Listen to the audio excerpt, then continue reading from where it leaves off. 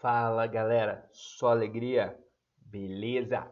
Olha aí o Plaça mais uma vez na madrugada gravando uma aula para vocês, tá? Tema da aula de hoje: industrialização do Brasil, tá? Um combo do Plaça, hein? Aulas 28 a 30. Acompanhe na apostila de vocês, tá? Olha aqui, ó. A partir daqui, ó. Beleza? Galera, qual é o objetivo da nossa aula de hoje, desse vídeo, né? O objetivo desse vídeo é trabalhar basicamente um processo histórico da industrialização no Brasil, tá? A gente vai falar desde Getúlio Vargas até o processo de industrialização atual, até a condição atual da economia, beleza? Então, cola lá, vem aqui e bora lá.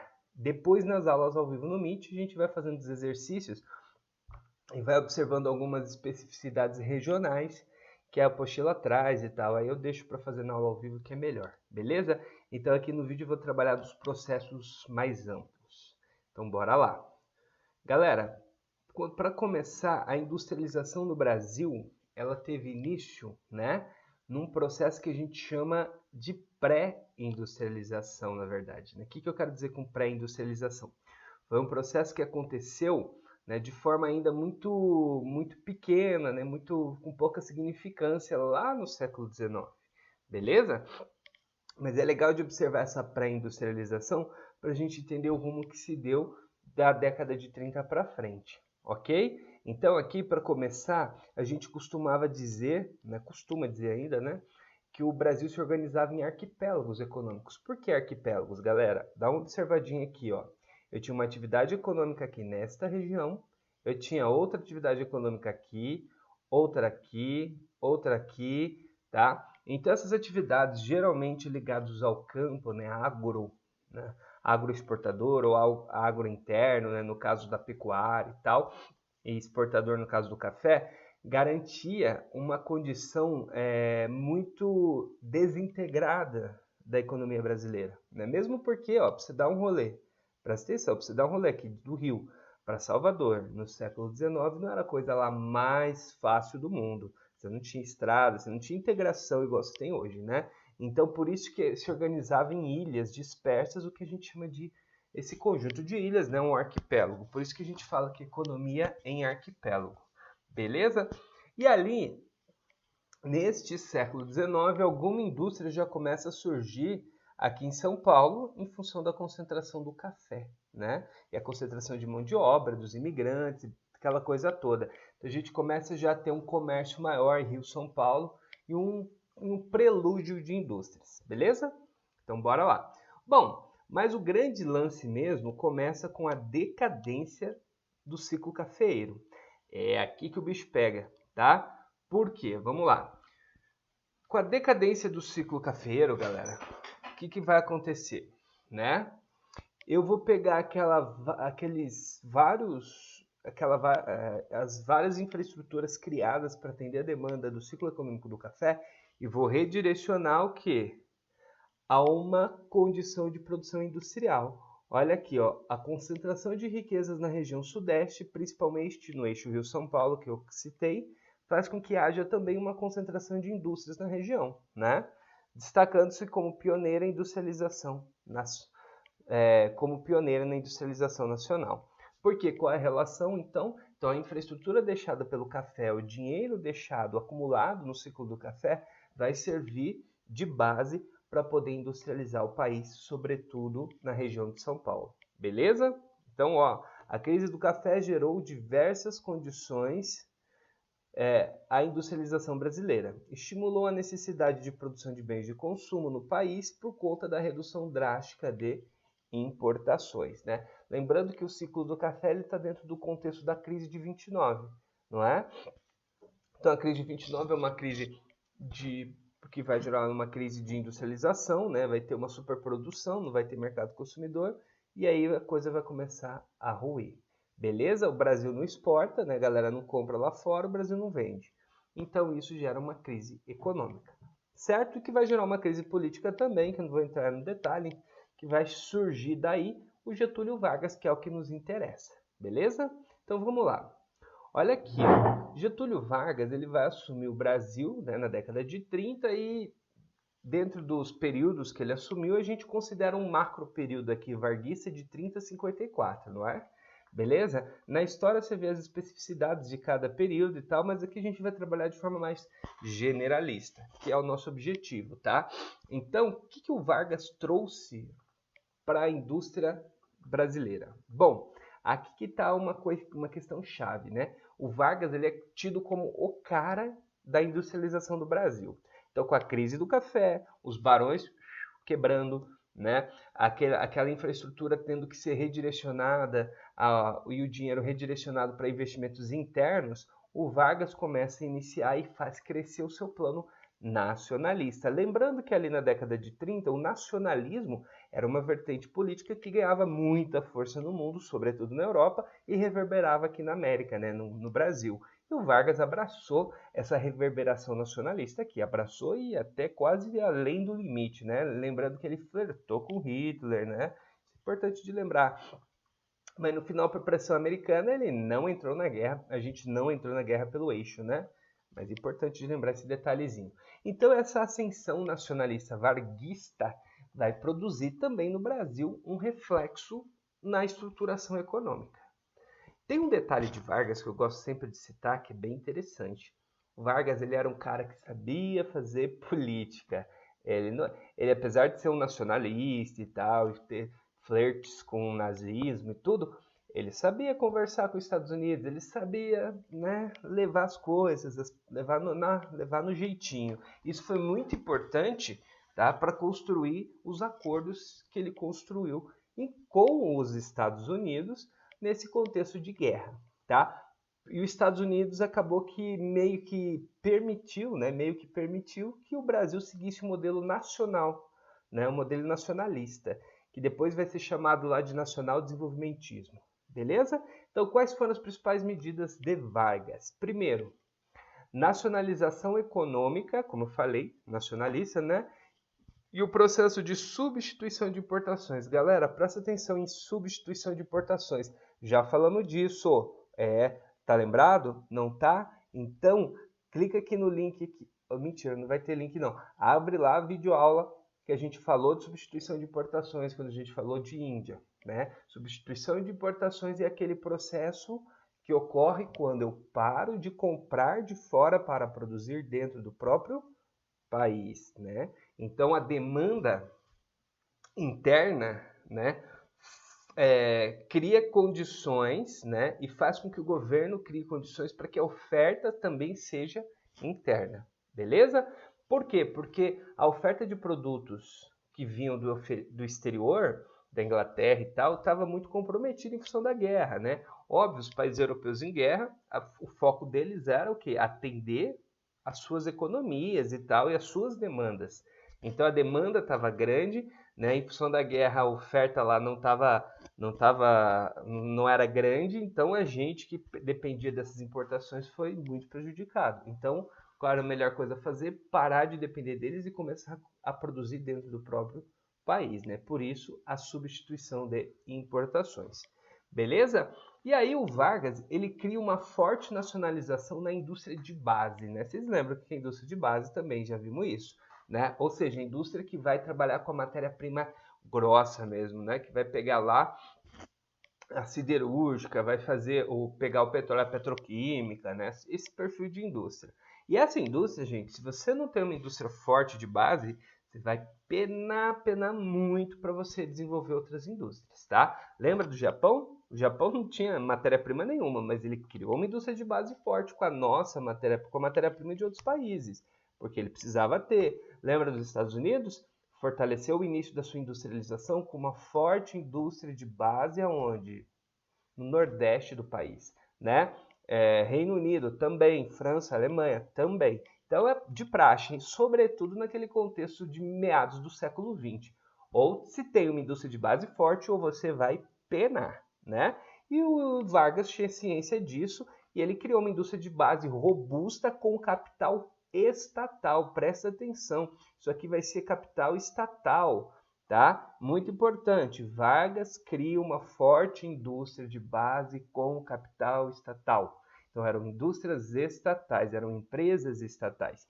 E esse é o grande legado de Vargas na indústria? As grandes estatais brasileiras. Quais? Companhia Siderúrgica Nacional, né, a CSN, que já foi privatizada. Companhia Vale do Rio Doce, que também foi privatizada.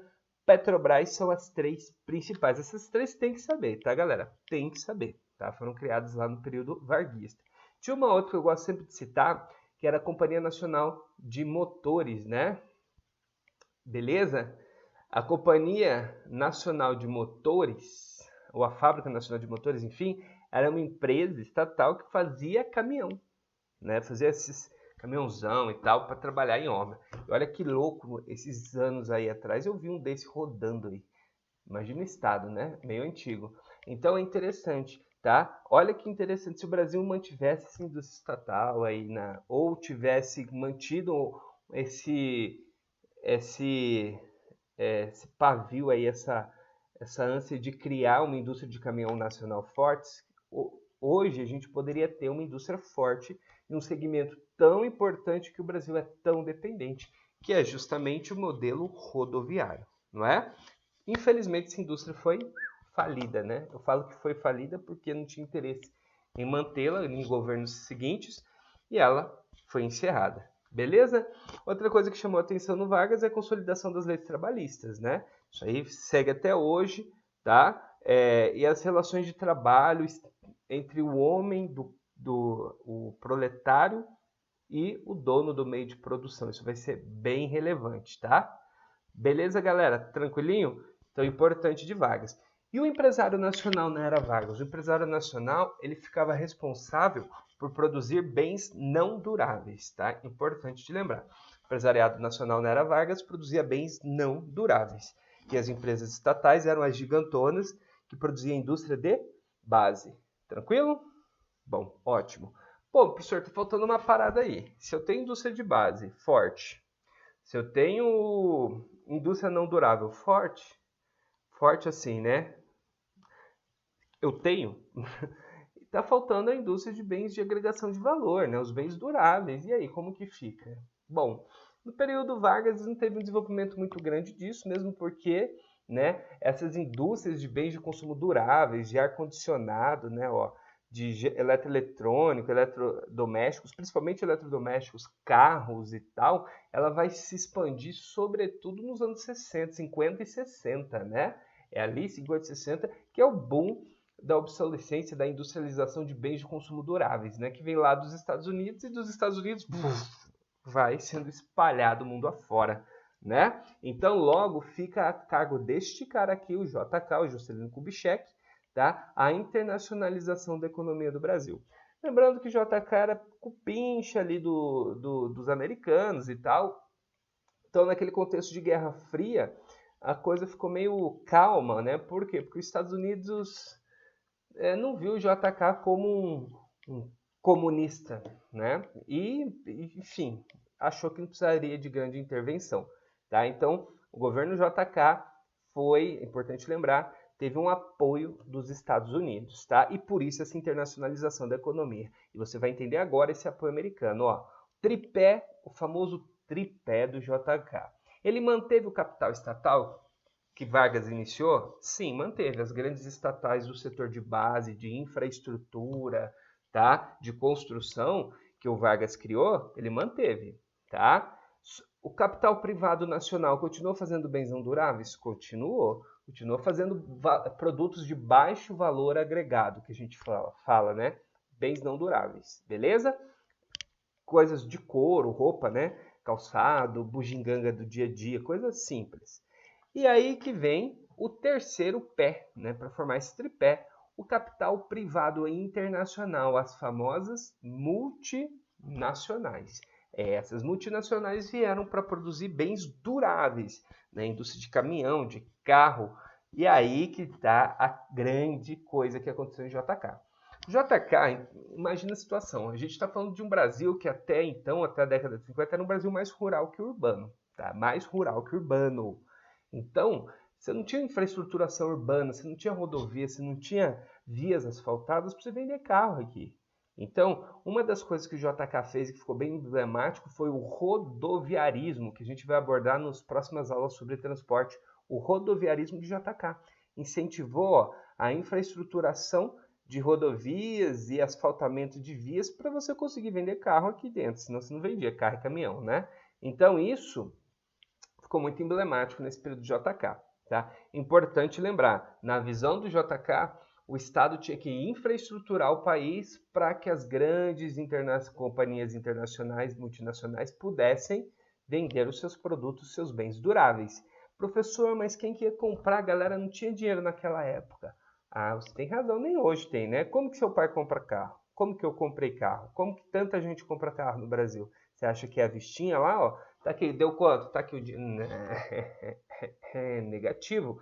A gente compra a partir de um financiamento, né? Quem compra o carro para a gente é o banco. O banco compra o carro. A gente fica devendo para o banco. Eu não tenho um carro, eu tenho uma dívida com o banco. O banco tem o carro. Quando eu pagar esta dívida, esse carro passa a ser integralmente meu.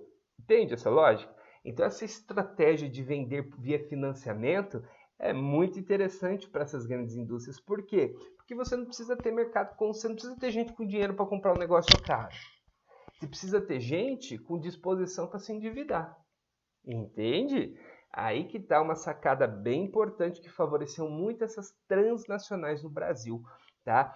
Essa conjuntura de formar uma classe consumidora forjado em endividamento. Tá? Forjado em dívida. E pode observar, quando a galera vai comprar um carro, uma casa, as pessoas não olham o preço do produto. Se você perguntar para um parente seu aí, quanto custou a sua casa? Muitas vezes a pessoa não sabe quanto custou a casa que ela comprou. Ela sabe quanto que ela paga de parcela, isso ela sabe bem. Então, a pessoa esquece o valor do produto porque ela se liga na dívida e se essa dívida cabe no orçamento mensal dela. Isso vale para carro também. Quanto foi o carro? Ah, não interessa, sei que a prestação deu. A prestação deu, eu comprei. Entendeu? Eu queria, a prestação coube, e se foi caro, se não foi, as pessoas perdem senso crítico. Por quê? Porque quem está pagando o carro não é você, é o banco. Você está pagando uma dívida com o banco. Vocês entendem essa lógica? Isso fez um boom aí do sistema financeiro de consumo no Brasil e cria um problema, né? Porque as pessoas são críticas com o preço do produto. Fala para mim, ó. Fala para mim. Você acha que as pessoas são críticas com o preço real dos produtos que elas compram? Quando se financia? Não são. Elas são críticas, elas pensam na parcelinha do financiamento. Entendeu? Então isso cria um probleminha, um fator delicado, que eu gosto de associar isso a uma coisa que é a prática de lucro abusiva no nosso país. Tá? No Brasil tem uma prática de lucro abusiva que é muito triste há muito tempo. Né? A gente paga muito mais caro pelas coisas do que se paga aí fora. Tá? O carro é um exemplo claro, mais claro, emblemático, que carro é impossível, né? Se você, as pessoas falam, ah, carro é caro no Brasil por conta de imposto. Não, não é não, amigo, não é. Se você pegar um carro aqui, o mesmo fabricado no México, o mesmo fabricado na Argentina e nos Estados Unidos, né, que tem esses carros que fabricação na América toda, e você tirar toda a carga tributária, em média o carro brasileiro ainda é mais caro. Por quê? Cultura de se cobrar caro e das pessoas não serem críticas em relação ao quanto estão pagando, uma questão cultural. Então essa prática de lucros, vou chamar de lucros abusivos, isso aí vem desde JK, né? desse estímulo a uma classe média consumidora forjada numa realidade em que essa classe média não tinha dinheiro, de fato, para consumir. E o que ela tinha? A capacidade de fazer dívida. Com quem? Com o banco. Então quem que entra na jogada? Pamam, o sistema financeiro. Está financiando essa parada toda. Beleza? Então isso vai ficar muito emblemático no período JK e vai começar um grande endividamento, não só das pessoas, mas principalmente do governo. Porque para o governo criar rodovia, criar asfaltar, criar infraestrutura, criar esses planos aqui, ó, executar os planos de meta, ele precisava de dinheiro. E quem que financiava isso? Tandã, dívida, né? A partir de dívida que o Estado ia fazendo para realizar essa obra. Vai fazer igual um cartão de crédito, vai pagando. Lá na frente vem a fatura, depois você pensa. Então o Brasil começa a se endividar muito no período do JK. Porém, os juros eram baixos, né, e o sistema econômico, o sistema global estimulava que o nosso país fizesse isso. Beleza? Bom, outra coisa histórica, né, o plano de metas. Eram 31 metas, 30 mais uma, na verdade, né, que foram estipulados pelo pelo JK e no crescimento do Brasil. Essas metas envolveriam industrialização, envolveria infraestruturação, energia, envolveria fatores sociais, né, de combate à pobreza, enfim, eram fatores sociais e de crescimento infraestrutural e industrial que eram forjados essas metas. Bom, os fatores sociais, na verdade, galera, ficaram bem de lado. Os infraestruturais até que foram bem progressivos, porém todos não, mas boa parte incompletos, né? Porque Brasília ficou pronta. Às duras penas e com muita polêmica sobre sua construção, Brasília foi construída no governo de JK e ele entregou Brasília. Pronta, com muitas aspas aqui, né? Beleza? Porém, os danos colaterais aí é outra história, em um outro momento a gente comenta sobre isso. Se você quiser pesquisar, pesquise que é bem legal, tá? Beleza? Então esse é o legado JK. Se liga aqui, ó, tripé econômico do JK. Se liga, endividamento do Brasil. Se liga, a venda de indústrias de bens de consumos duráveis aqui, né? Carro, eletrodoméstico, essas paradas começam a chegar, porém todas internacionais, ou seja, de fora. Se liga, tá? Os planos de meta, construção de Brasília. Beleza? Então bora lá. Galera, períodos militares. Períodos militares continua esse modelo JK do tripé do JK, isso não mudou, tá?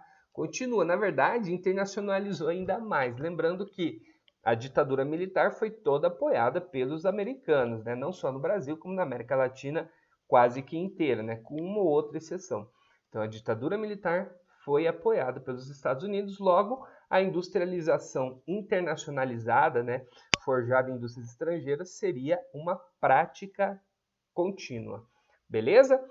Bom, é nesse período que a gente tem o milagre econômico, né? Ali meados dos anos 70, 73 vai ser o auge desse milagre econômico. Porém, esse milagre econômico, ele veio um grande crescimento do nosso PIB, um negócio surreal de crescimento, tá? Só o Japão e a Alemanha, se não me engano, cresceram mais que o Brasil nesse período. É um negócio de louco. O Brasil cresceu muito rápido. Porém, tão rápido foi o crescimento do PIB, tão rápido vieram os problemas e, sobretudo, a desigualdade social. Cresceu junto, tá? Já eu vou mostrar um gráfico. Certo? E nesse período militar também, como seguiu o modelo JK, né? Então a gente também aumentou o endividamento do país. Nesse aumento de endividamento, o que aconteceu?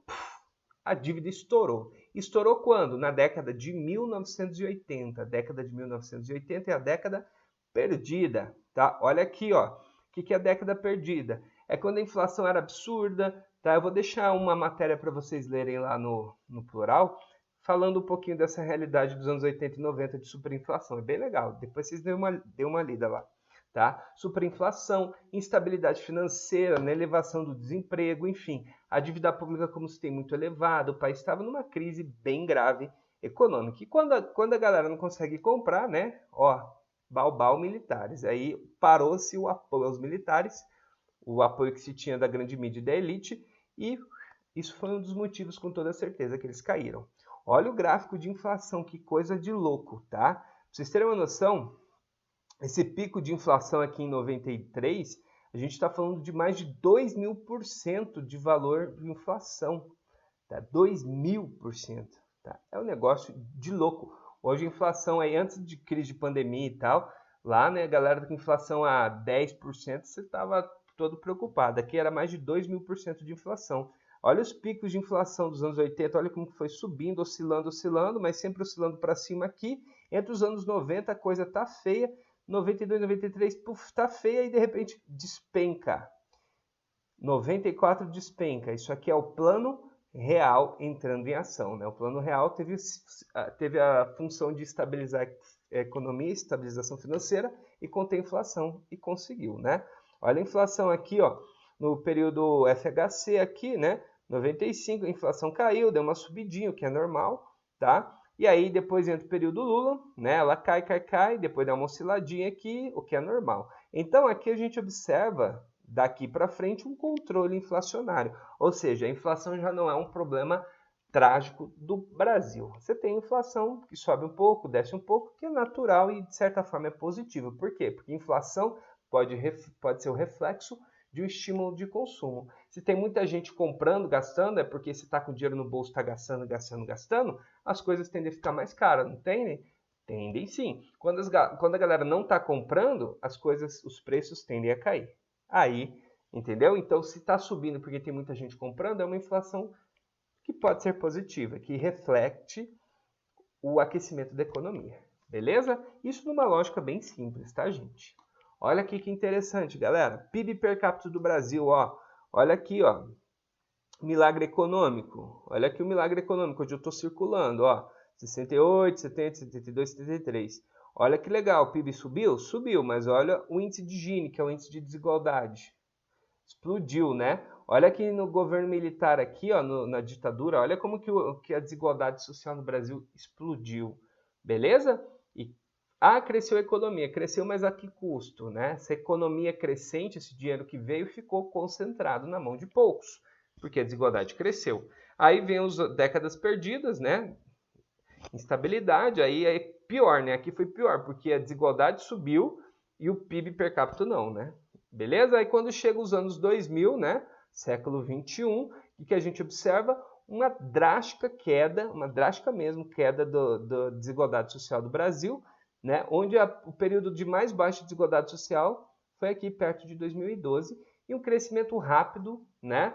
Do PIB per capita. E é aqui que a galera consome um monte, né? Pergunta aí para sua família, com certeza ali de 2010 a 2014, esse intervalo aí, vamos fechar o intervalo, 12, 13, 14, teve alguém aí que comprou carro, que trocou eletrodoméstico, que comprou casa. Era um momento de economia bem aquecida, beleza? No nosso país. Tranquilo? Então bora lá. Galera, década de 90, hein? Década de 90. Olha aí, a solução para a década perdida.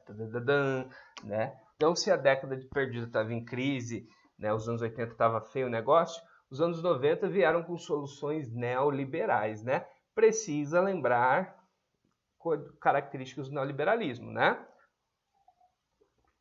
Aqui, ó, principalmente na era FHC, mas vai começar no Collor, vai ter um estímulo grande para privatização de estatais, né?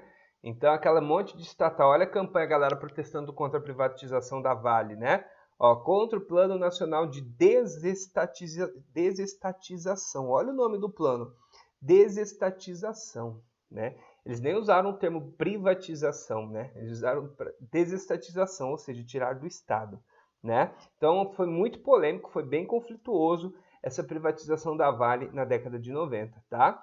Então, é um processo totalmente neoliberal que o Brasil entrou nessa década.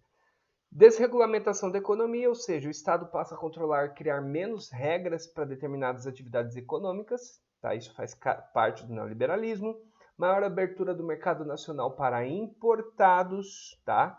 Tanto produtos para dinheiro, investimento, tá? Isso vai gerar um problema porque a indústria nacional não vai conseguir competir. Redução de investimentos públicos em setores estratégicos e sociais.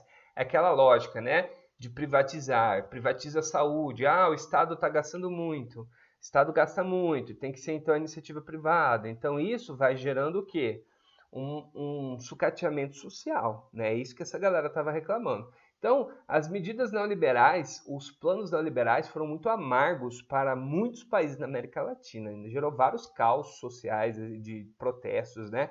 A receita neoliberal que veio do FMI foi bem dura de ser engolida aqui no nosso continente. Tanto é que muitos cuspiram fora, né? Meteram goela abaixo, a pessoa cuspiu fora, a população cuspiu fora antes de engolir. O Brasil a gente engoliu, alguns com cara feia, né? Como você pode ver aqui, mas no final das contas todo mundo engoliu. Gostando ou não, todo mundo engoliu, tá? Beleza? Então os protestos aqui não tiveram tanta... apesar do desgosto de parte da população, a população não conseguiu reverter alguns processos neoliberais. E algumas coisas foram sendo apaziguadas e tal, né? Criando meio termo e tudo mais. Mas o fato é que esse neoliberalismo chegou e começou a inundar o Brasil de importados, né? Para a classe consumidora, a classe média consumidora foi lindo, né? Porque nunca se tinha tanto carro importado no Brasil. Lembrando que na época o Brasil não produzia tantos carros quanto hoje, tá? Então você tinha aí meia dúzia de modelos de carro que eram montados no Brasil. Com a importação você passa a ter acesso a muitos modelos. E a cereja do bolo que permitiu tudo isso foi o Plano Real em 94, né? Que fez o dólar, em um determinado momento, se equiparar com o real para estimular o consumo e tudo mais.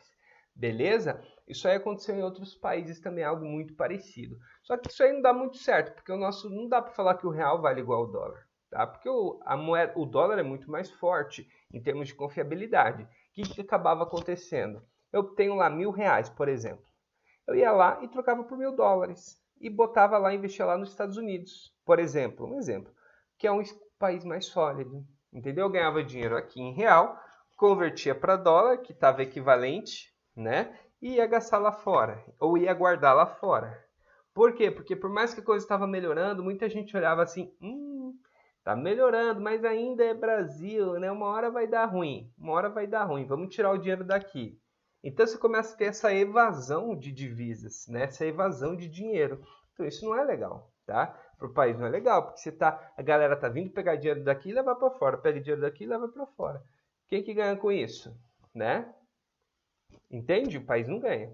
Então, flutuar câmbio acabou sendo uma medida para proteger, usado para proteger um pouco o mercado interno e tal.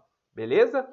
Então isso vai ser muito interessante de ser observado, tá? Tranquilo? Mas essa redução de investimento social, essa diminuição do tamanho do Estado, ela trouxe um efeito positivo por um tempo, mas logo cobrou seu preço.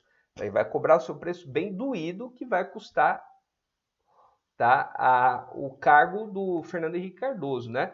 Não que ele pudesse ser reeleito, porque ele já estava no segundo mandato, mas o partido dele, o lado dele vai cair. O que é, como eu falei para vocês, natural. Quando você tem uma crise social e econômica, é natural que isso aí se reflita na política, né? Então, se no final dos anos 90 o neoliberalismo foi botado em xeque pela população, né? Porque a galera começou a pagar o preço das medidas drásticas que estavam ali, tá? A galera quis um perfil totalmente diferente, que criticasse esse neoliberalismo, que tivesse propostas, abre aspas, anti-neoliberal. Pelo menos no discurso, tá? Pra você ter uma noção, lembra que eu falei que o dólar chegou a ficar parecido com o real? Pois é, né? Que teve um controle inflacionário, tá? Quando o final do governo Fernando Henrique, o dólar estava, se você pegar em valores equiparados a hoje, estava equivalente a uns R$9 mais ou menos, entendeu? Comparado com valores de hoje. Hoje está 6, a galera tá, entendeu? Mas não estava 9, né? Então, quando o Fernando Henrique deixou o cargo, estava mais ou menos por aí, $1, R$9, comparado com valores de hoje. Pesado, né? Então, isso tudo, né, quando você afeta a capacidade de consumo das pessoas, elas começam a não apoiar mais você. E aí, dito e feito, quem que vai entrar depois? Adivinha, Lula, começa a era PT, né? Lula, Dilma e meia Dilma, né? Porque ela foi chutada do governo ali no segundo mandato. Então, nesse período, qual foi a grande sacada do Lula? O Lula ele começa a estimular o consumo, consumo. Ah, professor, ele veio anti-neoliberal. Não, o discurso poderia ser, mas a prática, ele não teve práticas anti-neoliberalismos. Pelo contrário, vários atores aí desse governo Fernando Henrique continuaram no governo Lula, tá? Atores aí do Ministério da Economia, do que se chama hoje de Ministério da Economia, do Ministério da Fazenda, várias pessoas chaves continuaram no governo Lula e no governo Dilma. Então a gente não teve um rompimento com o neoliberalismo como muitos pensaram ou ainda acham que teve, né? É muito errado você vincular o Lula ao anti-neoliberalismo. Por quê? Porque várias medidas neoliberais implantadas no FHC, ele continuou. Tá? Ele continuou de forma bem mais leve, com toda certeza, mas continuou. Tá? É interessante observar também nesse governo Lula esse incentivo, isso foi nítido e notório, né? Ele teve um incentivo muito maior, incentivou muito maior pesquisa no Brasil, mas ainda assim foi insuficiente para suprir toda a falta que o Brasil tinha de pesquisa, né? O Brasil tinha um gargalo enorme em desenvolvimento, ainda tem desenvolvimento científico. No governo Lula, ele incentivou, ele injetou dinheiro, por exemplo, na base de Alcântara, de lançamento de foguetes, no projeto aeroespacial, injetou dinheiro aí em centros de pesquisas ali em universidades federais, isso teve um up, porém não foi suficiente. E, obviamente, como não foi suficiente, né, uma hora esse sistema começa a se desgastar. E aí, quando esse sistema se desgastou, já não era mais o Lula, era a Dilma. e ela pagou o preço por isso, né? De novo, tá? Uma hora esse sistema, se a gente não cria mecanismos sólidos para estruturar o crescimento do país a médio e longo prazo, tá? Por mais que tenha sido lindo e o romance tenha sido maravilhoso por algum tempo, quando esse amor acabar, porque o consumo vai começar a bater, a falta de dinheiro vai começar a bater, essa população vai cobrar um preço, tá? E as pessoas, dito e feito, né? E a Dilma pagou o preço, né? Dessa falta de estruturação histórica do nosso país. Beleza? Então olha aqui, né? As indústrias começaram a desconcentrar, tá? Começaram a sair aqui do Sudeste, vieram para o Nordeste e tal. Essa desconcentração industrial está muito associada ao alto custo de produção no Sudeste, né? Porque a mão de obra lá é mais cara, os terrenos e os aluguéis são mais caros, impostos são mais caros, as leis ambientais no Sudeste são mais duras porque a poluição lá era maior. Então essas condições todas foram levando, né, uma busca por indústrias a saírem do Sudeste e buscarem outros lugares. E aí para onde ir? Bom, guerra fiscal entra em ação. O que é guerra fiscal? É a disputa entre os estados para receber essas indústrias. É quando, por exemplo, a Bahia, né, fica sabendo que uma fábrica nova da Ford vai vir para o Brasil. Só que aí essa fábrica da Ford não quer mais ir para São Paulo por conta desses custos elevados de produção em São Paulo. Aí a Bahia fala, vem para cá, vem para a Bahia, que aqui a gente oferece para vocês, ó, imposto mais barato que em São Paulo. A gente oferece para vocês, dá até um terreno aí para vocês, a gente doa. Estou dando um exemplo hipotético, tá, gente? Aí, beleza, o Mato Grosso do Sul, por exemplo, nesse exemplo hipotético, fica sabendo disso também. E aí fala, não, veio aqui para o Mato Grosso do Sul, é mais perto de São Paulo, vai ficar mais fácil para vocês se integrarem com São Paulo, que é o centro consumidor. O que você oferece aí? Aí eu falo, bom, eu ofereço tudo isso que a Bahia te ofereceu e mais, te ofereço energia mais barata. Ou seja, os estados vão brigando entre si para ver quem dá mais benefícios para atrair essa indústria. Resultado, chamam isso de guerra fiscal. E aí essas indústrias novas começam a descentralizar, desconcentrar do eixo Rio-São Paulo ali de São Paulo e começa a abrir em outros estados, como a Bahia, que eu citei, Pernambuco, né, um pouco veio aqui para o Mato Grosso do Sul, começa a descentralizar. Isso a gente chama de desconcentração. O que é ruim desse processo? Bom, galera, ó, se eu estou dando isenção fiscal, olha aqui, ó, benefício fiscal é isenção, ou isenção ou redução de imposto. Significa que o Estado está deixando de arrecadar com aquela indústria. Aquela indústria vai produzir e não vai pagar imposto. Então o Estado não arrecada. Tá? Então isso pode gerar um problema ali futuro. Beleza? Bom, qual é a vantagem? A vantagem que se tem é que você gera emprego. Então a curto e médio prazo, né, você está gerando emprego. O problema disso é que são empregos nem sempre com mão de obra com remuneração muito elevada. Então você tem aí um problema sério de dependência do Estado em relação àquelas empresas. Então isso é uma situação que tem que ser vista com muito cuidado. Inclusive, algumas medidas adotadas por estados nessa guerra fiscal pode ser entendida como inconstitucional. E aí por isso que é o termo guerra, porque é uma guerra mesmo, uma guerra jurídica, né? São Paulo entrou na justiça contra o Paraná já, enfim, né, alegando que o que ele está oferecendo ele não pode oferecer, é guerra de imposto estadual, quem oferece menos imposto para atrair a indústria, enfim. Né? Isso mostra, é um reflexo dessa complexidade, né, que existe no nosso país, nessas diferenças regionais que acabam criando essas condições, né, que são difíceis de harmonizar. Beleza, galera? Então é isso. Vamos lá. Estamos terminando, eu juro, hein? Bom, e por que o Brasil não decolou? Né? Olha que interessante. Eu coloquei aqui para a gente terminar uma análise que a gente vai fazer rapidinho. Mas antes de falar por que o Brasil não decolou, eu gosto sempre de lembrar o seguinte. Tá? Na verdade, o Brasil chegou a decolar. Se você lembrar, lá no passado, quem que era o Brasil? Que país era o Brasil até a década de 50? O Brasil era um país rural, gente. O Brasil era um país rural. Tá? E de repente, em poucas décadas, nós nos transformamos na sexta maior economia do mundo. Na sexta maior economia do mundo. Como que eu saio da condição de um país rural, tá? De um país com quase nenhuma significância na economia global, como um produtor industrial, como um ator geopolítico, e de repente, tá? Em praticamente aí 50 anos, mais ou menos, eu me transformo na sexta economia do mundo e um ator geopolítico fundamental nas negociações da América Latina e, ao mesmo tempo, num país essencial nas negociações de organismos como a Organização Mundial do Comércio, tá? Em organizações humanitárias como a OMS, né? Organização Mundial da Saúde, Organização Internacional do Trabalho, Organização das Nações Unidas para a Agricultura e Alimentação. Olha que interessante. Então, sim, o Brasil, relativamente, ele decolou. O problema é que esse voo teve tantas turbulências que esse avião teve que pousar muitas vezes, ou, em alguns casos, ele caiu, né? E aí, esse novo decolar, esse decolar contemporâneo que não vem acontecendo. E aí a gente precisa analisar por que nas últimas décadas o Brasil realmente não decolou. E antes de analisar esses pontos que eu coloquei aí no slide, pensa comigo.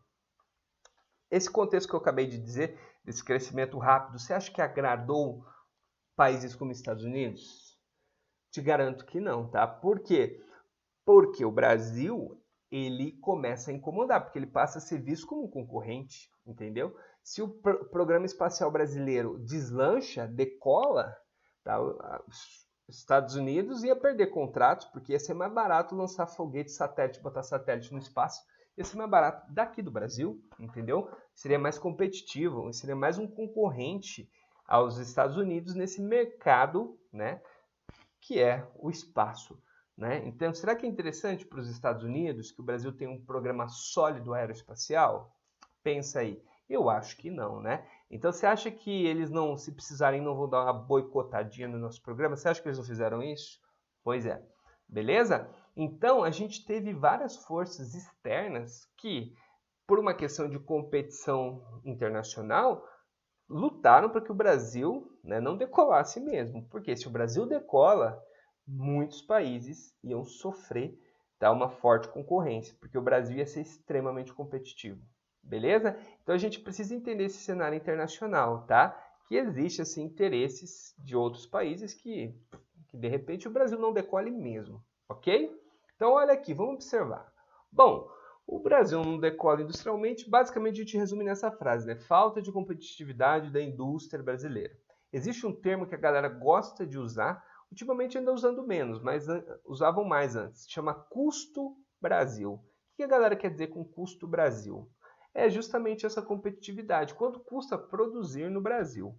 Então eles alegam que produzir no Brasil é mais caro e por isso a indústria não deslancha. Se é caro produzir, meu produto fica com preço final maior e pouco competitivo. Então eu perco mercado. Sacaram? Então isso é uma condição interessante de ser observada. Porém, é uma coisa muito genérica e tal, e a gente precisa destrinchar um pouco o que a galera gosta de simplificar chamando de custo Brasil.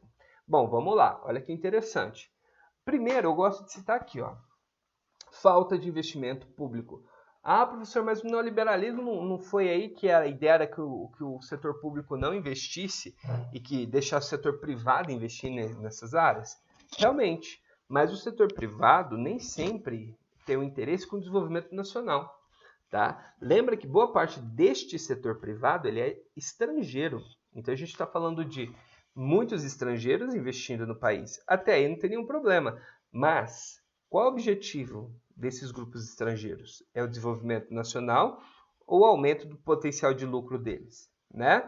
Então é sim, gente, necessário que o país tenha investimentos públicos em modernização, em tecnologia, tá? Incentiva a indústria. Tá? Se você pegar qualquer país, pensa num país aí, pensa você aí, um país no mundo com alto padrão de desenvolvimento industrial, bem sucedido. Pensa. Pensou? Pensou o quê? Japão? Coreia do Sul? China? Ah, não. Pensei em Europa, professor. Tá bom. Reino Unido? Alemanha? França? Alemanha mais ainda. Ah, não. Eu sou mais tradicional. Pensou em Estados Unidos? Canadá? Pois é. Todos esses países tá, têm fortes investimentos públicos para fomento e incentivo de pesquisa, ciência, tecnologia e indústria. Ah, professor, mas tem estatal lá? Claro que o Reino Unido tem estatal, desenvolvimento aéreo, tá? Boa parte dos projetos, por exemplo, da Airbus aí, que é uma empresa gigante da aviação, e de outras empresas de aviação, tanto militar quanto civil, teve participação e proteção do capital estatal do Reino Unido, assim como da França, da Alemanha e os Estados Unidos, gente. Os Estados Unidos, já falei isso para vocês na aula dos Estados Unidos. O governo americano investe muito, não é pouco não, eles sabem que precisa, tá? Só que a diferença é que ele não é necessariamente que o governo americano tem estatal, mas ele tem empresas privadas com parcerias com órgãos públicos, tá? Tipo, a NASA é pública, né? Tem várias parcerias com empresas privadas. As universidades lá, tipo, você pegar lá, que eu cito a Big Bang Theory, a série, né? Tem vários episódios que eles satirizam isso, né? De trabalhar para o governo, para os militares. Então, eles investem em pesquisa, porque eles querem que esses cientistas desenvolvam para eles, para fortalecimento deles, e eles estão certos. E o Brasil falta mais investimento público de fomento interno para que a gente possa ter autonomia tecnológica. A gente tem muito pouco isso. E quando começou, né, anos atrás, aí começou a ter um investimento significativo aí, né, que você vê um monte de cientista feliz da vida, fazendo pesquisa e descobrindo coisa, descobrindo e inventando coisa, né? Tipo, a gente tem um acelerador de partículas aí, um dos maiores do mundo da América Latina, aqui na Unicamp e tal. Isso aí, de repente, afunda, né? Então fica difícil pensar em desenvolvimento nacional se você não tiver forte investimento público em ciência, em pesquisa. Precisa ter fomento da indústria, precisa ter um programa industrial. Beleza? Ainda mais quando a gente está em crise, como agora. Senão a gente fica para trás. Beleza? Outro ponto que a galera fala, questão tributária e dificuldades burocráticas, né? Aí são dois pontos que eu não vou entrar muito em mérito, mas só para vocês entenderem. Tá? Galera, o sistema tributário brasileiro, tá? Eu não vou afirmar que ele é o maior do mundo, porque não é. Né? As pessoas acham que o Brasil é o país que mais paga imposto no mundo. Não é. O Brasil é um dos países que mais é injusto na forma de cobrar. Não que cobra mais, ele cobra de forma injusta. A classe média paga muito imposto, os pobres pagam muito imposto, e quem é muito rico paga pouco imposto. Essa injustiça na questão tributária é que acaba dificultando o desenvolvimento. Tá? Fica difícil você pensar em desenvolvimento quando você tem uma organização tributária tão complexa quanto é no Brasil. Eu vou te falar, hein? Se pararem para analisar que tipo de imposto, quantos impostos tem, é muito complexo. Dificilmente alguém vai abrir uma empresa e vai manjar tudo isso. Ele vai ter que gastar dinheiro, gastar recursos para poder entender, para pagar alguém que entenda desse sistema complexo para lidar com isso. Tá? Então, isso é uma questão bem séria. Tem gente que só nega imposto sem querer, porque não entende o processo tributário. Tá? E tem gente que aproveita esse processo tributário para sonegar de propósito, que é outro problema do Brasil. Tá? Além da questão tributária complexa e injusta, a gente tem muita sonegação, ou seja, é ineficiente. Né? A burocracia, por exemplo, olha aqui, eu inventei uma coisa, massa, inventei uma parada massa. Aí eu vou lá, eu preciso homologar essa invenção para poder comercializar. Eu preciso ter um estudo, provar aí para os órgãos tipo o Inmetro da vida que aquilo funciona e que pode ser comercializado e tudo mais. Então tem um processo de registro, né? Eu preciso registrar isso, dizer que é meu, todo mundo tem que saber que isso é meu, e se alguém copiar, precisa ser processado. Então todo esse processo burocrático no Brasil às vezes leva anos. Então, às vezes, você tem uma invenção e o registro no Instituto Nacional de Patentes lá do Brasil demora anos. Aí, quando sai o registro para você comercializar, alguém já inventou uma parada parecida em outro lugar e já está vendendo. Ou seja, você perdeu o bonde. Isso aí desestimula o investimento, desestimula muito, né? Então, isso é um problema burocrático, um exemplo de problemas burocráticos que a gente sofre muito em inovação no nosso país, que precisa ser trabalhado melhor. Beleza? Forte dependência tecnológica, isso é outro fator, né? Isso eu já falei, né?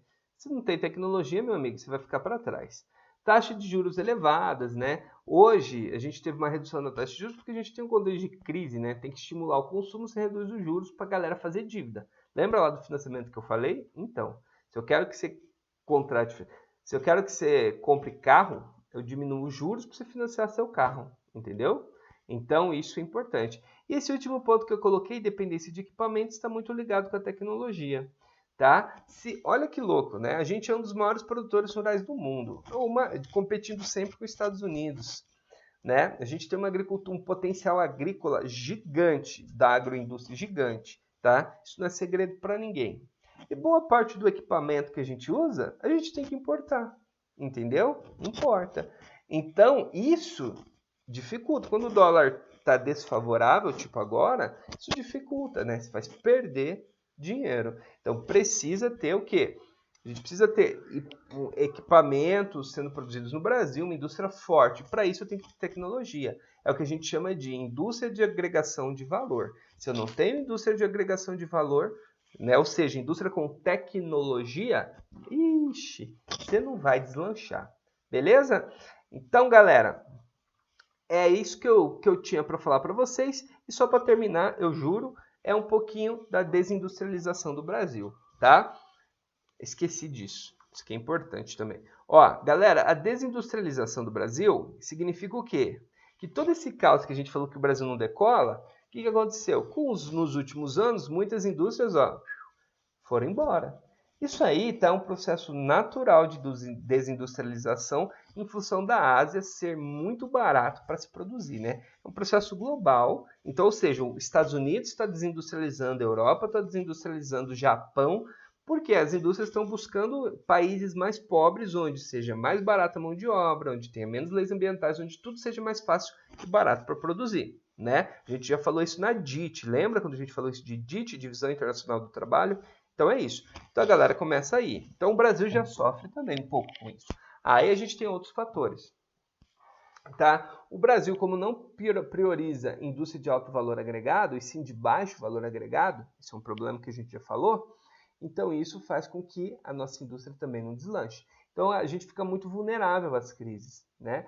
Resultado, indústrias fecham porque não tem competitividade, o mercado interno diminui porque a gente vem numa crise econômica desde 2015, 14, 15, 16, 17, né? Ainda agora com o coronavírus vai piorar.